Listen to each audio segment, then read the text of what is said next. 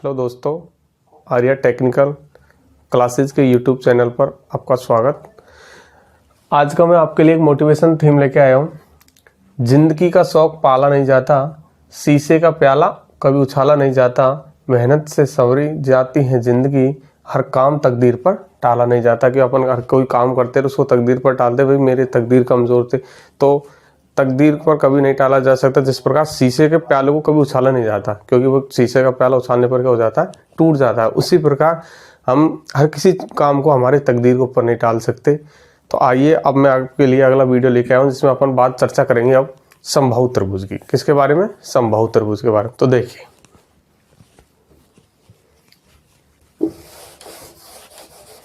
समबाहु त्रिभुज, समबाहु त्रिभुज की विशेषता देखिए, ये हो गया आपका समबाहु त्रिभुज। समबाहु त्रिभुज की विशेषता हो गई अपने लिए जिसकी सभी भुजाएं क्या होगी, समान होगी। क्या होगी? जिसकी सभी भुजाएं क्या होगी, समान होगी। ये है हमारी समबाहु त्रिभुज की विशेषता। जिसकी सभी भुजाएं समान हो वो क्या होता है, समबाहु। समान भाव मानी भुजा, जिसकी सभी भुजाएं क्या हो, समान, वो होगा तुम्हारे समबाहु त्रिभुज। तो समबाहु त्रिभुज की पहली विशेषता देखो, जिसकी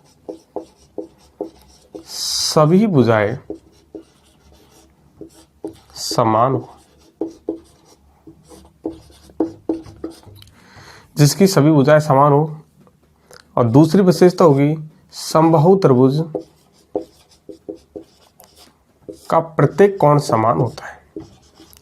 का प्रत्येक कोण क्या होता है, समान होता है। ये समबाहु त्रिभुज की विशेषता हो गई। क्या आ गई? समबाहु त्रिभुज की प्रत्येक भुजाएं क्या होती है, समान होती हैं। और समबाहु त्रिभुज की जो कोण होते हैं वो भी क्या होते हैं, समान होते हैं। अब समबाहु त्रिभुज से संबंधित मैं आपको फॉर्मूला बताऊंगा और उनसे संबंधित जो क्वेश्चन पूछे जाते हैं एग्जाम में उसके बारे में मैं आपको बताऊंगा। तो देखो, पहला जो अपना फॉर्मूला पूछा जाता है वो देखिए क्या पूछा जाता है कि समबाहु त्रिभुज का क्षेत्रफल। क्या पूछा जाता है अपन से? समबाहु त्रिभुज का क्षेत्रफल। समबाहु त्रिभुज का क्षेत्रफल। अगर समबाहु त्रिभुज का क्षेत्रफल ज्ञात करें तो √3/4 a²। यहाँ पर a बराबर क्या है, ये भुजा क्या है, यहाँ पर भुजा। इसको मैं बताऊं, भुजा को मैं दर्शाऊंगा a से। तो ये भी समान, ये भी समान। समबाहु त्रिभुज की विशेषता क्या है कि इसकी सभी भुजाएं समान होती हैं।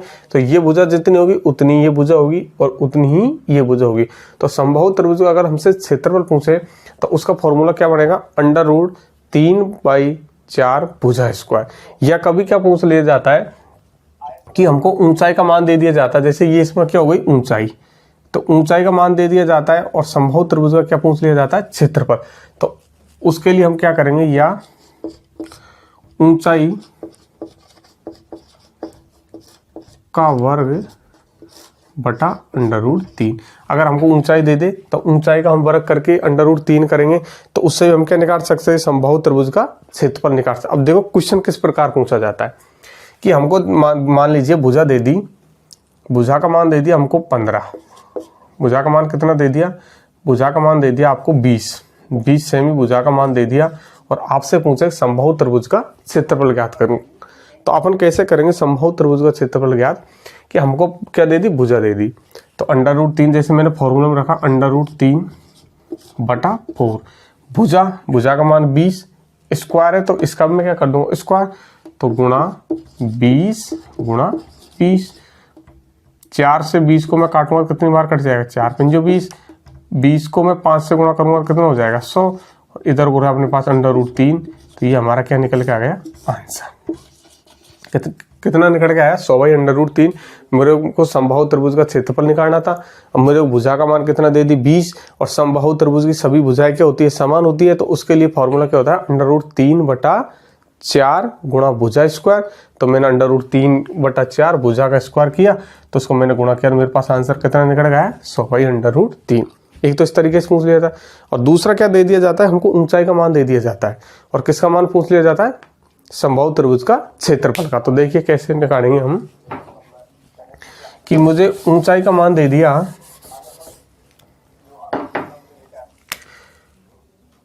ऊंचाई का मान जैसे अपन को दे दिया 9 सेमी, कितना दे दिया 9, और हमसे क्या पूछ लिया, उसने पूछ लिया कि समबाहु त्रिभुज का क्षेत्रफल ज्ञात करो। तो हमारे पास ऊंचाई का मान दे दिया जाए और हमको समबाहु त्रिभुज का क्षेत्रफल ज्ञात करेंगे, तो कौन सा फॉर्मूला लगाएंगे, ऊंचाई का स्क्वायर बटा √3। कौन सा लगाएंगे, ऊंचाई को मैंने दर्शा दिया h का स्क्वायर बटा √3। तो ऊंचाई का मान कितना दे दिया हमारे पास 9, 9 का स्क्वायर करूँगा 9 गुणा 9 बटा √3। अगर 9 को मैं 9 से गुणा करूँगा तो कितना आ जाएगा 81 और √3। लेकिन नीचे वाली संख्या हमेशा अंडर में नहीं रहेगी, तो मैं इसका क्या करूँगा, परिमेयकरण करूँगा। परिमेयकरण करूँगा तो नीचे वाली संख्या और ऊपर वाली संख्या को क्या कर लूँगा, √3 से गुणा कर दूंगा। तो ये हो जाएगा तुम्हारे 81 बटा √3 गुणा ऊपर नीचे परिमेयकरण करूँगा तो √3 से गुणा कर दूंगा।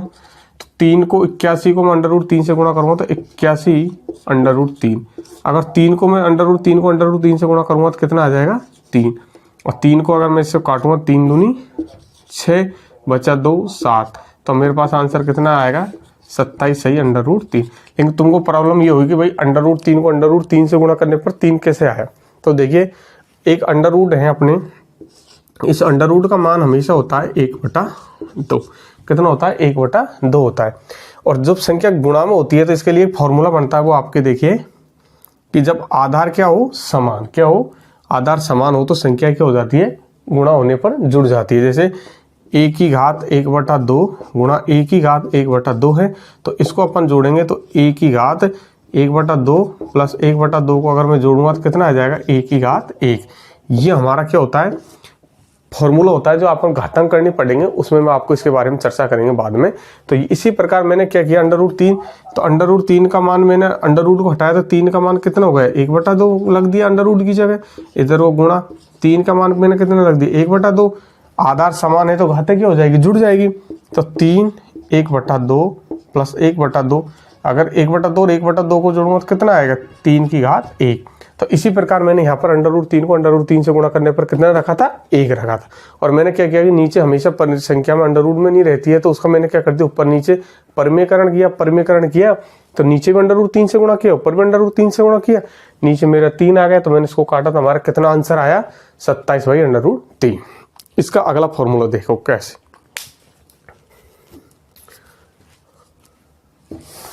अगले फॉर्मूले में पूछता है हमसे समबाहु त्रिभुज का परिमाप।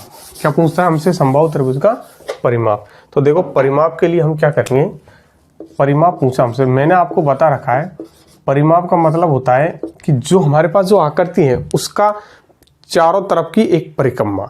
तो मैं अगर मान ली यहाँ से चलूँ तो एक भुजा तो ये चला ए, एक भुजा ये चला ए, एक भुजा ये चला मैं ए, तो कितनी भुजा हो गई ए, कितनी भुजा हो गई 3a, कितनी हो गई 3a।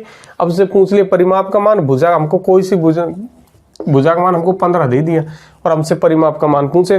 तो वैसे देखा जाए तो 15 ये और 15 ये, 15 और 15 30 और 15 45। इधर को मैंने फॉर्मूला में रखा 3a का मान कितना दे रखा है आपको 15, तो अगर आपको इसको गुणा करेंगे तो कितना आ जाएगा 45। ये तुम्हारा क्या आ गया आंसर।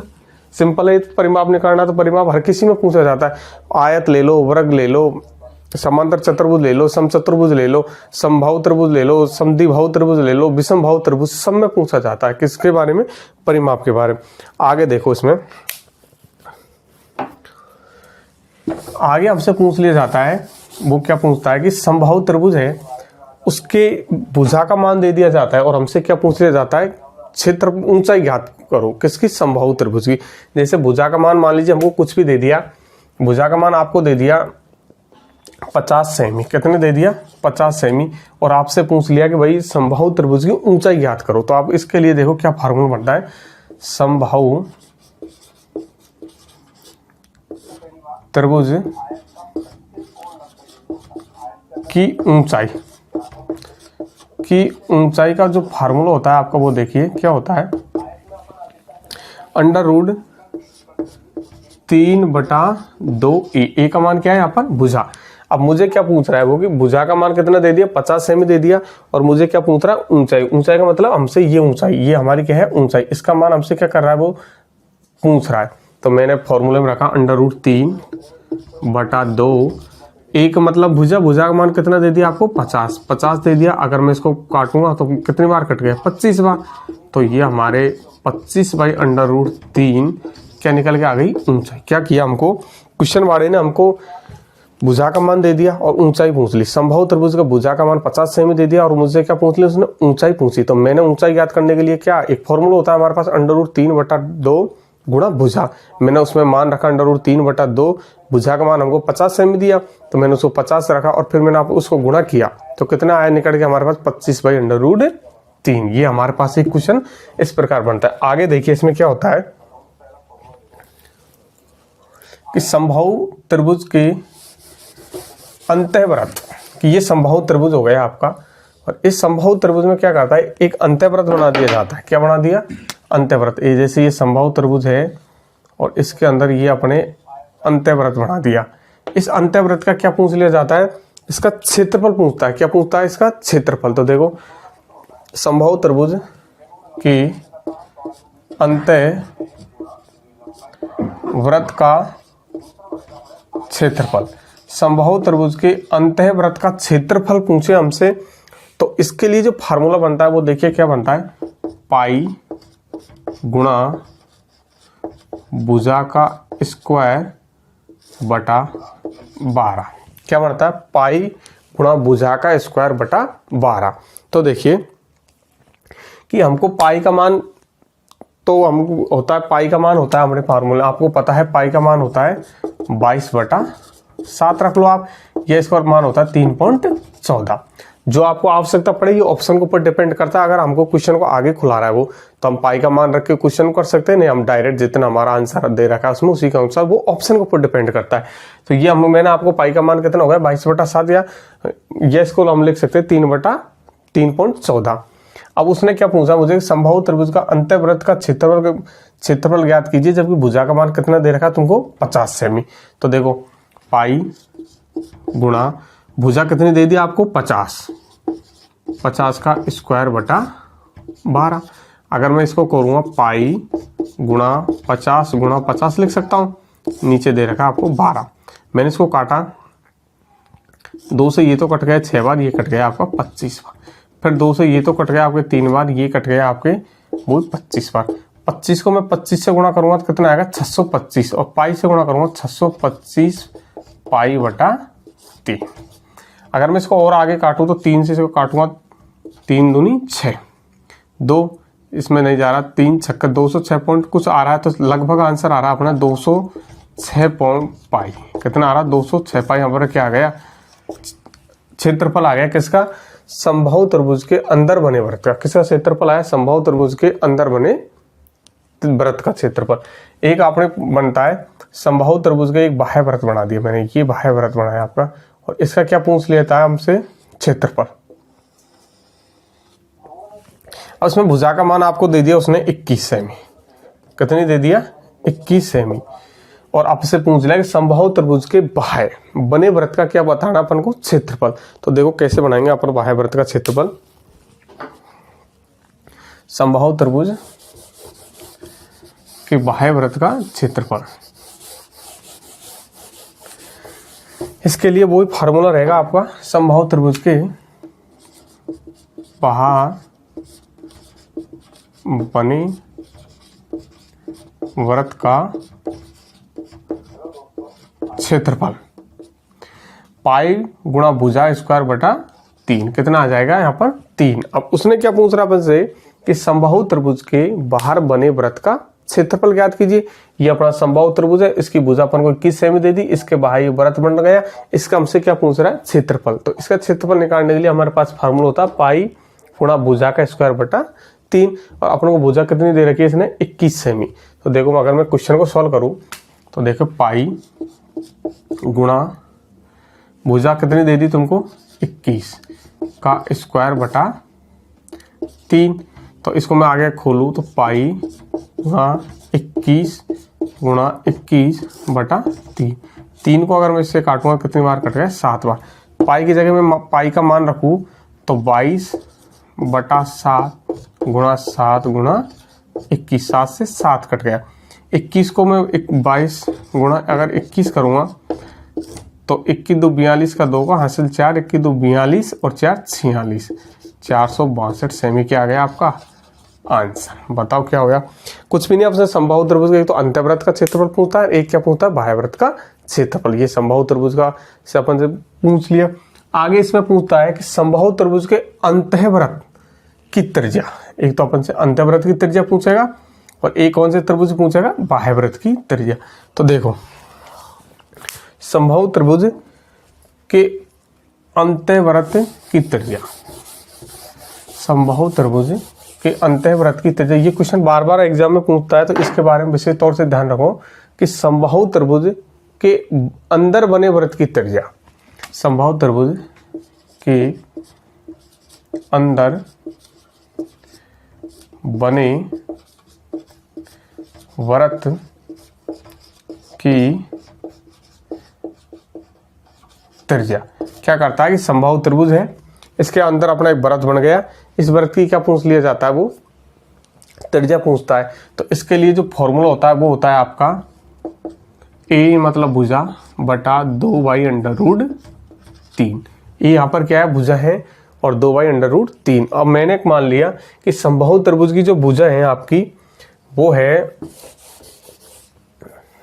30 सेमी। कितनी है 30 सेमी है। और आपसे क्वेश्चन वाला क्या पूछ रहा है कि समबाहु त्रिभुज के अंतःवृत्त की त्रिज्या ज्ञात कीजिए। तो आपको क्या करना, भुजा a का मतलब यहाँ पर भुजा बटा 2/√3 है। तो a का मतलब भुजा का मान रखूंगा तो भुजा कितनी तुम्हारे पास 30 बटा 2/√3। अगर 2 का भाग में इसमें दूंगा तो कितनी बार गया 15 बार। अब वही बात कि अपन को नीचे संख्या को क्या बच गया आपके 15/√3, 15/√3। तो आपको क्या करना है, नीचे संख्या का क्या कर मदद, नीचे हमेशा किसी भी संख्या के नीचे अंडर रूट में संख्या नहीं रहती, तो आपको क्या कर देना है, उसका परिमेयकरण कर देना है। तो परिमेयकरण करने के लिए क्या करेंगे, नीचे वाली संख्या को ऊपर नीचे क्या कर देंगे, अपन गुणा कर देंगे। तो मैंने देखो 15/√3 ऊपर नीचे मैंने √3 गुणा √3 से किया। तो देखो नीचे मैंने आपको बताया था अभी कि एक अंडर रूट का मान कितना होता है 1/2 होता है। तो इधर को अपने पास √3 गुणा √3 दे रखा है। इस अंडर रूट को हटाऊंगा तो 3 की जगह में क्या लग दूंगा 1/2 घात में गुणा में इसका मान भी कितना होता है 1/2 का अंडर रूट 3 गुणा 1 की घात में 1/2। इधर को आपको एक फॉर्मूला होता है कि जब आधार समान हो और घाते कुछ भी हो तो घाते क्या हो जाएगी, जुड़ जाएगी। तो ASC दे दी तो ये आपका फॉर्मूला बनकर निकल के आएगा B + C। तो इसी प्रकार में अगर 3 ही हमारे आधार समान है तो 1/2 प्लस 1/2 करूँगा तो कितना आएगा 3 की घात 1, आगे मान निकालूंगा तो कितना आएगा 3। तो इसको मैं आगे सॉल्व करूँगा तो 15/√3 और नीचे दोनों संख्या समान होने पर क्या हो जाएगी, गुणा करने पर 3 को मैं इससे काटूंगा कितनी बार 5 बार। तो 5/√3 क्या आ गया हमारा आंसर, 5/√3 क्या आ गया हमारा आंसर। कैसे आया, समबाहु त्रिभुज के अंदर बने वृत्त की त्रिज्या ज्ञात करने पर हमारे पास कितना क्या निकल के आया 5/√3। एक तो यहाँ से एक क्या पूछता है कि समबाहु जो त्रिभुज है इसके बाह्य जो वृत्त बनना पड़ा उसका क्या पूछ लिया जाता है, उसकी त्रिज्या पूछता है। तो उसके लिए फार्मूला देखो, जैसे हमारे पास भुजा तो 30 सेमी दे रखी है और समबाहु त्रिभुज के बाहर बने वृत्त की क्या पूछ ली जाती है हमसे त्रिज्या। तो उसके लिए देखो क्या करेंगे, समबाहु त्रिभुज के बाहर बने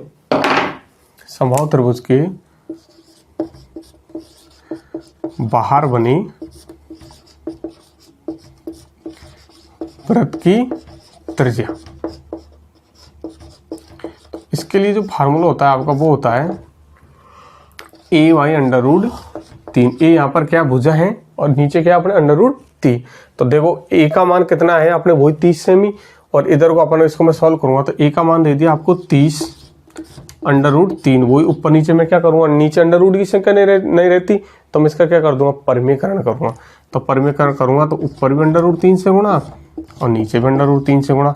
अगर मैं इसको √3 से गुणा करूंगा तो ऊपर आएगा आपके 30/√3 और इस दर को नीचे कितना आ जाएगा आप तुम्हारे 3 को अगर मैं 30 में भाग दूंगा तो कितने बार जाएगा 10। तो आपका आंसर निकल के आएगा 10/√3 आपके क्या निकल के आ गया आंसर।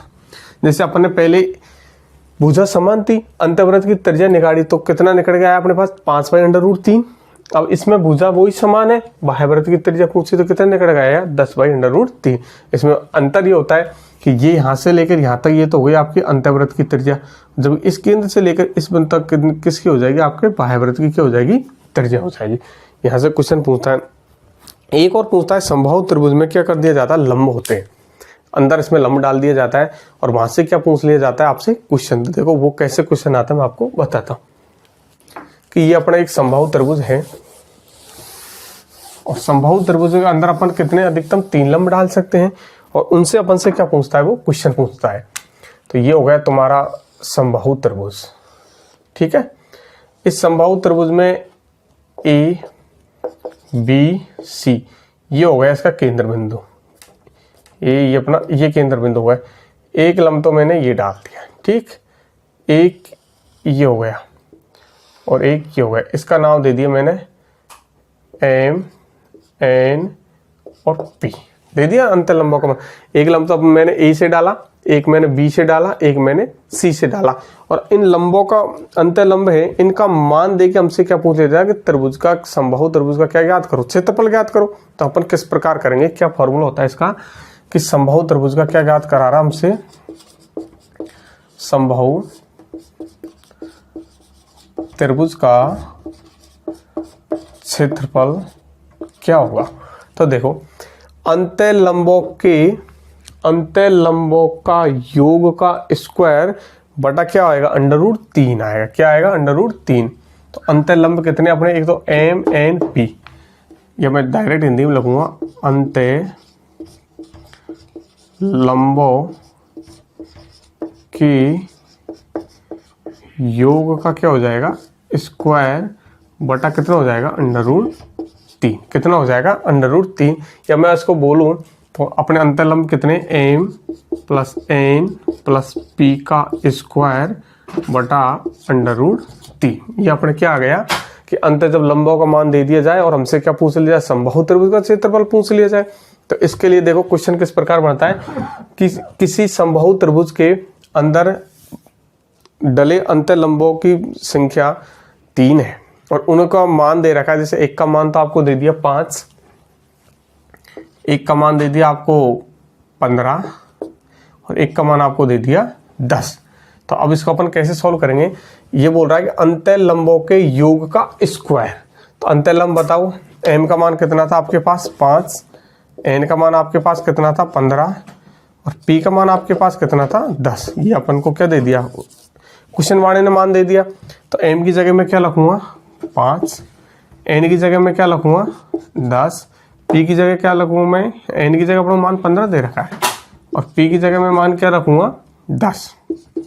इसका मैं क्या करूंगा स्क्वायर और नीचे अपन को दे रखा है √3। तो देखो 15 और 5 20 और 10 कितना हो गया हमारे पास 30।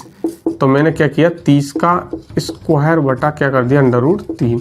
तो देखो 30 का स्क्वायर किया, मैं इसको नीचे करता हूँ 30 × 30 और नीचे लग दिया मैंने √3। लेकिन नीचे संख्या किस में आ गया, √ में। तो अपन इसका क्या करेंगे, परिमीकरण, ऊपर नीचे किससे गुणा करूंगा √3 से। तो मैंने ऊपर नीचे किससे गुणा कर दिया √3 से। मैंने ऊपर नीचे √3 से गुणा किया तो 30 × 30 किया तो कितना आया तुम्हारे 900, ऊपर अपने √3, नीचे अगर √3 को √3 से गुणा करूंगा तो कितना आएगा 3 का भाग अगर मैं इसमें दूंगा 900 में तो कितनी बार जाएगा 300 बार। तो हमारा मान कितना निकल गया 300/√3 क्या निकल गया हमारा आंसर। ठीक, ये अपने समबाहु त्रिभुज से संबंधित प्रमुख फॉर्मूले और यहाँ से पूछे जाने वाले क्वेश्चनों के बारे में मैंने आपको बता दिया। आगे अपन अगला वीडियो में और आगे चर्चा करेंगे। तब तक के लिए थैंक यू।